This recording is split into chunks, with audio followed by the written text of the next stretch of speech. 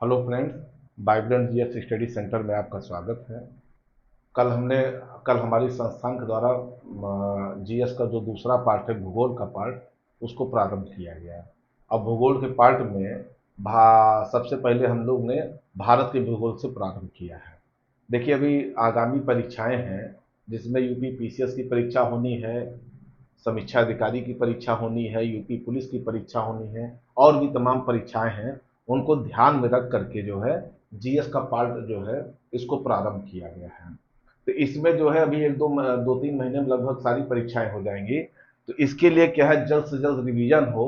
और हम आपको वही चीज भूगोल में बताना चाहते हैं जो परीक्षा ओरिएंटेड हो, परीक्षा केंद्रित हो, ताकि आप कम समय में ज्यादा से ज्यादा चीजों को पढ़ सके और रिवीजन कर सके। जहां से क्वेश्चन आने की संभावनाएं रहती हैं, हमने जो है जीएस के भूगोल वाले पार्ट में सारी चीजों को मेहनत करके कलेक्ट करके आपके सामने लाने का प्रयास किया है।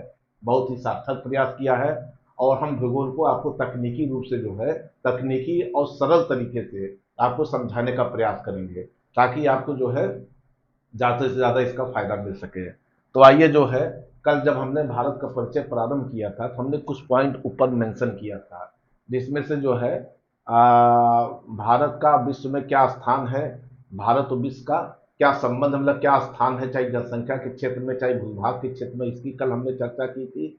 और भारत की अवस्थिति के विषय में कल हमने आपसे चर्चा किया था। जो बच्चे कल वाले वीडियो में न देख पाए हों तो यूट्यूब पे है, अवेलेबल है, उसको देख सकते हैं। आज हम स्टार्ट कर रहे हैं कर्क रेखा, भारतीय मानक समय, दूरस्थ बिंदु और पड़ोसी देश। इन चार टॉपिकों के विषय में चर्चा किया जाएगा। यहाँ से क्वेश्चन पूछे जाते हैं, हर परीक्षाओं में पूछे जाते हैं, अक्सर पूछे जाते हैं। इसलिए इनको आप लोग बहुत ध्यानपूर्वक सुनिएगा, ये आपके लिए परीक्षा उपयोगी है, बहुत काम आएगा। तो आइए हम लोग जो है भारत और कर्क रेखा के विषय में चर्चा करते हैं।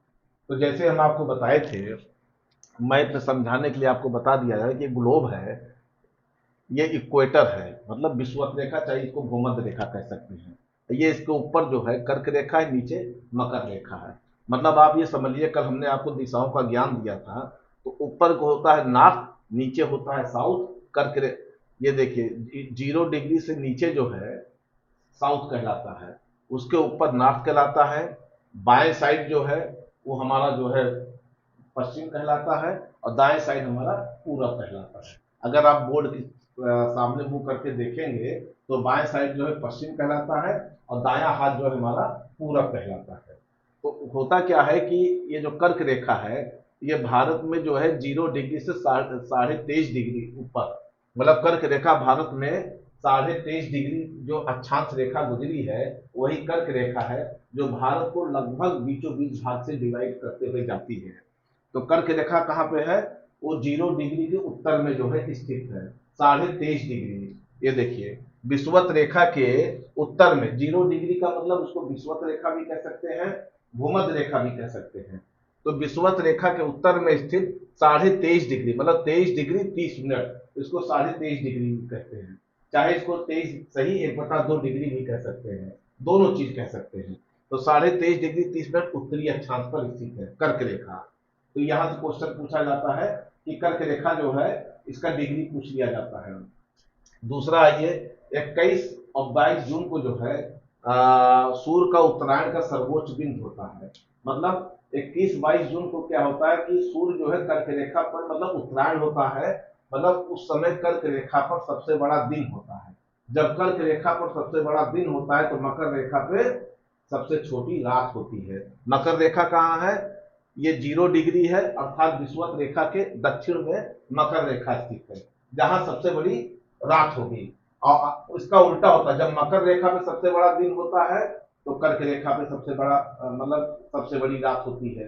ये जस्ट अपोजिट होता है। सूर्य के उत्तरायण और दक्षिणायन के विषय में हम आपसे चर्चा कर दें कि सूर्य का जो उत्तरायण और दक्षिणायन होता है, ये 0 डिग्री है, ये 23.5 डिग्री है, ये 23.5 डिग्री साउथ, मतलब साउथ है। सूर्य इसी के बीच में ही जो है मूव करता है, चक्कर लगाता है।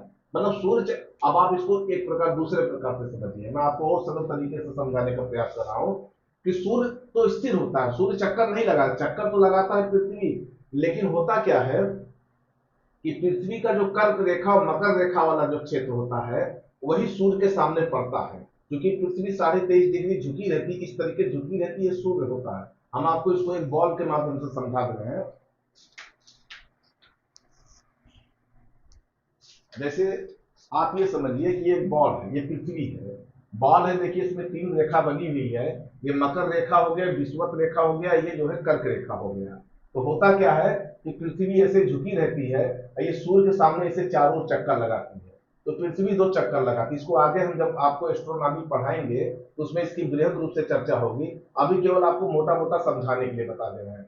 तो पृथ्वी इसे 23.5 डिग्री झुकी होती है, तो जो पोर्शन सूर्य के सामने पड़ता है वही दिन होता है, और जो पोर्शन सूर्य के पीछे होता है, जाहिर सी बात है वहां रात होता है।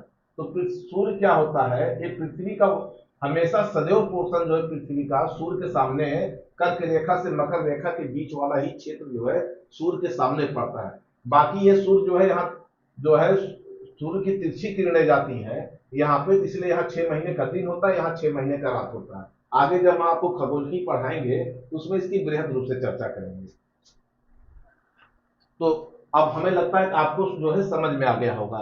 तो ये क्या होता है, 22 जून को सूर्य का उत्तरायण का सर्वोच्च बिंदु है, मतलब सूर्य जो है कर्क रेखा से कर्क रेखा पर जो है 21 या 22 जून को जो है उत्तरायण हो जाता है, मतलब उसके शिखर हो जाता है, इसलिए सबसे बड़ा दिन होता है। और उसके बाद क्या होता है कि कर्क रेखा भारत के कितने राज्यों से होकर के गुजरती है, ये अक्सर क्वेश्चन पूछा जाता है, तो नोट कर लीजिए। कर्क रेखा भारत के 8 राज्यों से गुजरती है, इसको आप लोग दिमाग में बैठा लीजिए, बार बार प्रश्न पूछे जाते हैं। कभी कभी जो है राज्यों का क्रम पूछा जाता है, कभी कभी अभी हम आपको इसके विषय में बताएंगे। तो सबसे पहले हम ये चर्चा करते हैं कि भारत के किस किन राज्यों से होकर के गुजरती है। कि हमने देखिए भारत का मैप बनाया है, ये गुजरात वाला पोर्शन है, तो गुजरात से गुजरती है, राजस्थान का कुछ पॉइंट मिल जाता है जो कर्क रेखा राजस्थान से होकर गुजरती है, फिर मध्य प्रदेश से गुजरती है, फिर यहीं पे छत्तीसगढ़ है, छत्तीसगढ़ से गुजरती है, झारखंड भी यहीं पे है। मतलब जब आप मैप देखेंगे एटलस में तो आपको पूरा दिख जाएगा, झारखंड से होकर गुजरती है, फिर पश्चिम बंगाल से होते हुए गुजरती है, और फिर यहीं पे त्रिपुरा है, त्रिपुरा से होकर गुजरती है, मिजोरम से होकर गुजरती है। तो टोटल हमारे 8 राज्य हो गए। तो कर्क रेखा भारत के किन किन राज्यों से होकर गुजरती है, गुजरात हो गया, राजस्थान हो गया, मध्य प्रदेश हो गया, झारखंड हो गया, छत्तीसगढ़ हो गया, पश्चिम बंगाल हो गया, त्रिपुरा हो गया, मिजोरम हो गया। 8 राज्यों से कर्क रेखा गुजरती है। अगर आपको ये चीजें नहीं याद होती है तो हम आपको एक फार्मूला बता दे रहे हैं जो आपको हमेशा हमेशा के लिए याद हो जाएगा।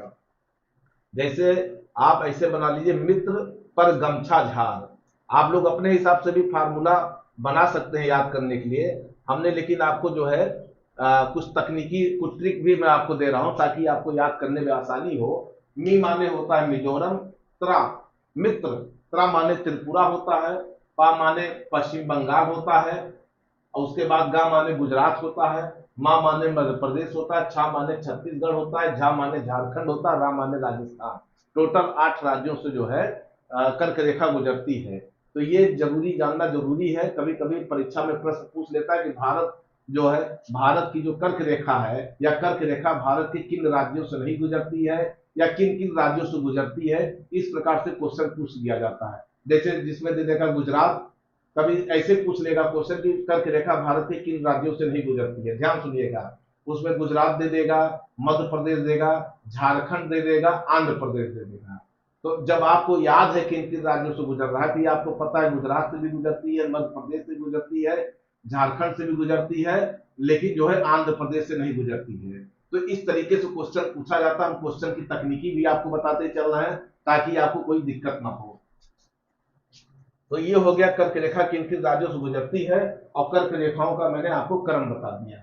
उसके बाद जो है कर्क रेखा अगर आप मैप में देखेंगे तो कर्क रेखा भारत के लगभग मध्य भाग से गुजर रही है। आप मैप को देखिए, ये देखिए बीचों बीच कर्क रेखा गई है, तो ये भारत यहाँ से लेके यहाँ तक, जम्मू कश्मीर से लेकर के जो है लद्दाख से लेकर के कन्याकुमारी तक है, देखिए इसके बीच से कर्क रेखा गुजर रही है। अगर इसको 2 भाग में काटा जाए तो लगभग लगभग 2 बराबर भागों में भारत डिवाइड हो जाएगा। तो भारत के जो है लगभग मध्य से गुजरती है।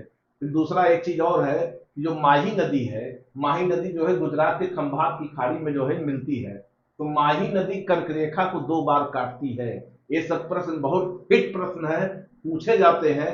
माही नदी कर्क रेखा को 2 बार काटती है, इसको आप लोग दिमाग में बैठा लीजिए। माही नदी देखिए यहीं से निकलती है मैप में, यहां से निकल करके जो है ये कच्छ की खाड़ी है, यहाँ पर जो है कच्छ की खाड़ी है, ध्यान से सुनिएगा। ये खंभात की खाड़ी है, ये खंभात की खाड़ी है। खंभात की खाड़ी में माही नदी गिरती है, और माही नदी देखिए ऐसे निकल करके और ऐसे आकर के जो है खंभात की खाड़ी में मिलती है। तो पूछा जाता है कि कौन नदी कर्क रेखा को 2 बार काटती है, तो माही नदी जो है कर्क रेखा को 2 बार में काटती है।